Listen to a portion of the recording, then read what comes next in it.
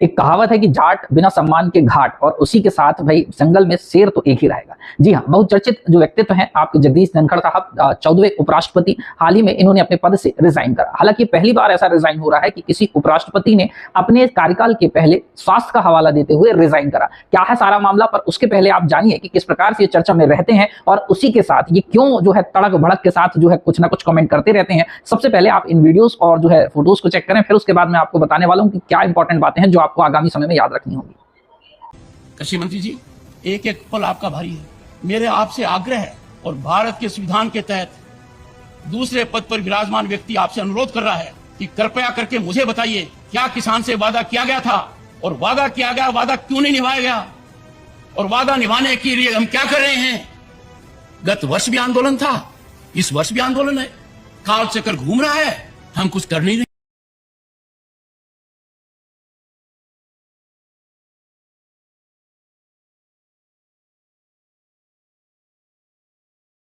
तो सुना आपने किस प्रकार उपराष्ट्रपति महोदय कभी कृषि मंत्री को फटकार लगा देते हैं, उसी के साथ कभी अपने ही सदन में लोगों को एक चाबुक चला सकते हैं, और उसी के साथ कई बार ऐसा होता है कि वो न्यायपालिका तक प्रश्न चिन्ह खड़े कर सकते हैं। तो इसी के चलते ये हमेशा एक लाइमलाइट में बने रहते थे। पर हालिया जिस प्रकार से इन्होंने अपने पद से रिजाइन दिया, वो अपने आप में एक चिंता का विषय इसलिए बनता है क्योंकि हाल ही में अभी संसद सत्र का केवल एक ही दिन हुआ था, और इसके तुरंत बाद, क्योंकि ये चाहते तो इसके पहले भी रिजाइन दे सकते थे, पर कुछ तो कारण है। हालांकि ये सारे राजनीतिक दावपेच हैं, वो हमसे परे हैं। इससे बेहतर है हम उनकी फैक्ट्स को समझते हैं जो आपके लिए इंपॉर्टेंट होने वाले हैं। तो आइए जानते हैं एक एक सारे की फैक्ट्स।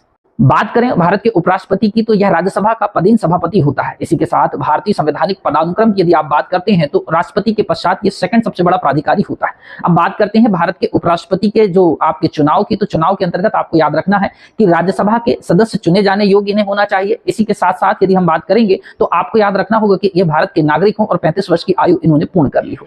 नेक्स्ट बिंदु आता है इनके निर्वाचन प्रक्रिया का। तो निर्वाचन प्रक्रिया के अंतर्गत आपको याद रखना होगा कि संसद के सभी निर्वाचित और मनोनीत सदस्य इनकी निर्वाचन प्रक्रिया में हिस्सा ले सकते हैं। निर्वाचन एकल संक्रमणी मत, गुप्त मतदान और उसी के साथ अनुपातिक प्रतिनिधित्व प्रणाली के आधार पर होता है। बात करें इनके कार्यकाल की, तो वो होता है 5 वर्ष का। इसी के साथ राष्ट्रपति के पदच्युत करने की जो प्रक्रिया है अथवा यह पद रिक्त कैसे होता है आपसे पूछा जाए तो आपको बताना है, पहली कंडीशन यदि मृत्यु हो जाए, दूसरी कंडीशन यदि लिखित रूप में राष्ट्रपति को त्यागपत्र दे दें, और तीसरी कंडीशन यह है कि राज्यसभा के तत्कालीन सदस्य जो है ऐसा कोई बहुमत पारित कर दें जिसमें लोकसभा की सहमति अनिवार्य है।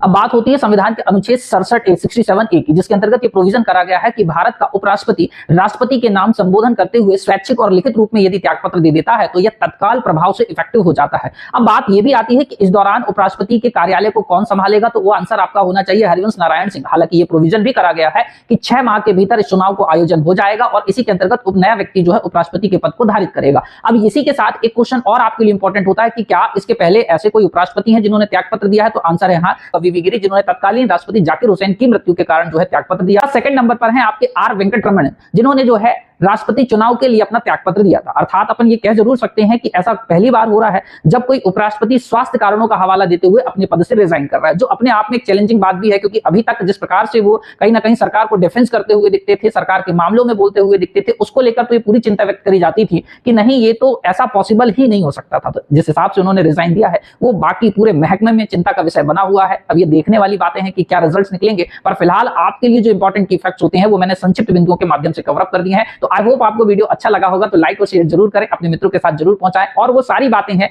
जो राजनीति से इतर आपके काम की हैं, तो इसको ध्यान में रखिए। जय हिंद, जय भारत।